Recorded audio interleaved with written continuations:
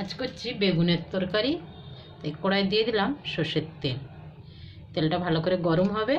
এদিকে আমি বেগুন কেটে নুন হলুদ মেখে রেখেছি। এখানে আমার তেল গরম হয়ে গেছে। এবার আমি বেগুনগুলো ভেজে নেব। গ্যাসের আঁচটা কমিয়ে দিলাম আর বেগুনগুলো দিয়ে দিচ্ছি।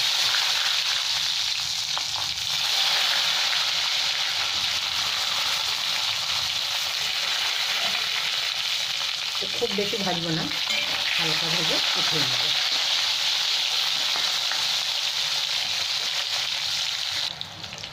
বেগুনগুলো এখানে ভাজা হয়ে গেছে, সব উঠিয়ে নিলাম এবার তেলের থেকে।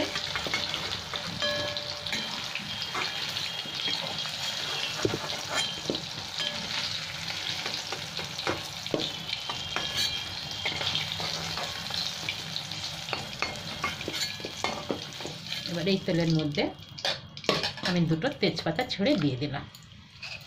এখানে দুটো এলাচ থেতে রেখেছি, এটাও দিয়ে দিলাম। 3টে লবঙ্গ আর একটু জিরে, একটু ডালচিনি। এই মশলাটা ভাজা হচ্ছে, আমি একটু হিং জলে গুলে নিয়ে নেব।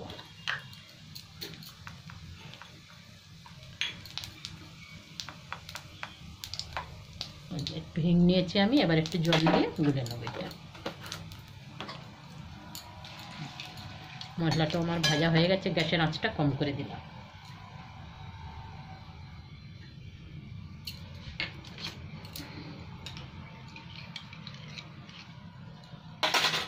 এবারে এই জলটার মধ্যে দিয়ে দিই।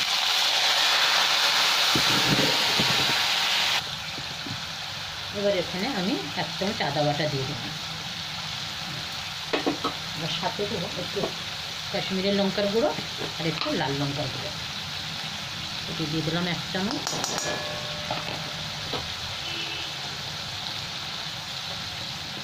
এখানে একটু হলুদ দিয়ে দিচ্ছি।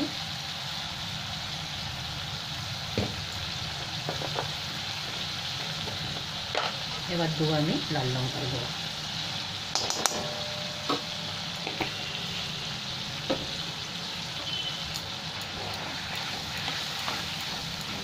মশলাটা একটু ভেজে নিয়ে আদার কাঁচা গন্ধটা চলে গেলেই আমি টমেটো দিয়ে দেবো।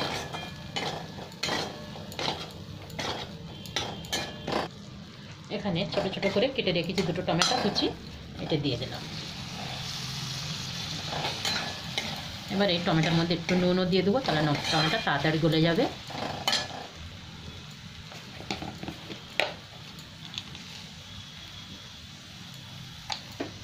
নুন দিয়ে দিয়েছি। এবার টমেটোকে ভালো করে আমি ভেজে নেব যতক্ষণ না তেল ছাড়ছে আমার। এখানে টমেটোর তেল ছেড়ে দিয়েছি। এবার আমি দইটা দিয়ে দিলাম। এখানে 100 গ্রামের মতন দই আছে আমার। দইয়ের মধ্যে অল্প একটু চিনি দিয়েছি আমি। এটা আবার ভালো করে নেড়ে নেব। এটা গ্যাসের আঁচটা কমিয়ে রেখেছি। এবার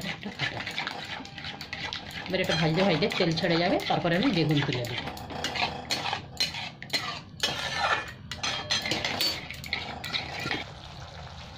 এখানে আমার দইয়ের মধ্যে তেল ছেড়ে দিয়েছে। এবার আমি ভেজে রাখা বেগুনগুলো দিয়ে দিলাম।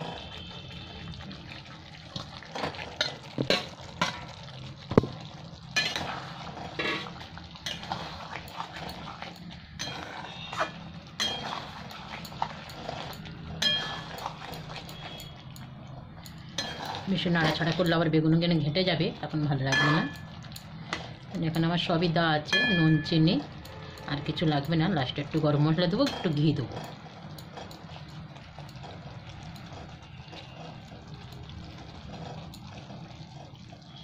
এবার আমি ঢাকা দিলাম 1-2 মিনিটের জন্য।